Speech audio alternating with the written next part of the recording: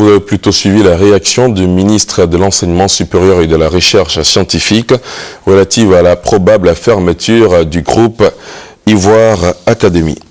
Comme annoncé tout à l'heure dans le chapitre santé, plus de 6 millions de personnes seront vaccinées gratuitement contre la fièvre jaune dans 33 districts sanitaires de la Côte d'Ivoire. Les explications de Fatou Fofana.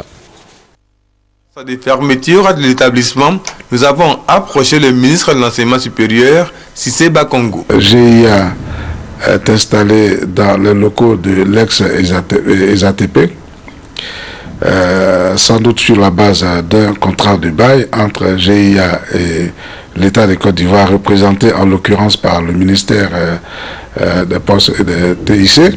Et c'est tout simplement que ce contrat de bail aujourd'hui est remis en cause par l'État de Côte d'Ivoire. Ce qui nous intéresse, nous, c'est la disponibilité toujours et effective des locaux. Est-ce que les locaux sont toujours disponibles? Est-ce que GIA peut toujours rester dans ces locaux? Est-ce que les étudiants de GIA seront en sécurité, pourront prendre leur cours en toute tranquillité dans ces locaux?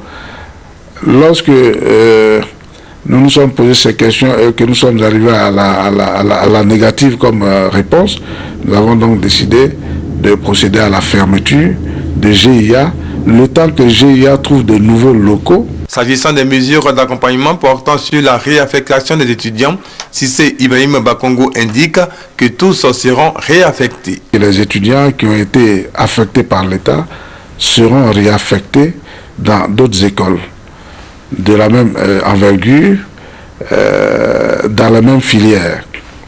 Concernant les étudiants qui n'ont pas été affectés par l'État, nous avons dit à leur syndicat que nous avons reçu ici que pour ces étudiants, nous allons demander à GIA de reverser les droits qu'il a perçus aux établissements que les étudiants eux-mêmes vont désigner.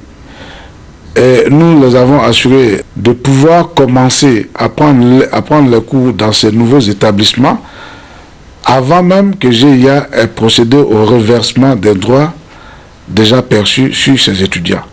La décision de fermeture de l'établissement prise en novembre dernier n'est pas encore effective. Peut-être que parents d'élèves et ministères de tutelle seront trouvés la juste réponse pour le bonheur des 1500 étudiants.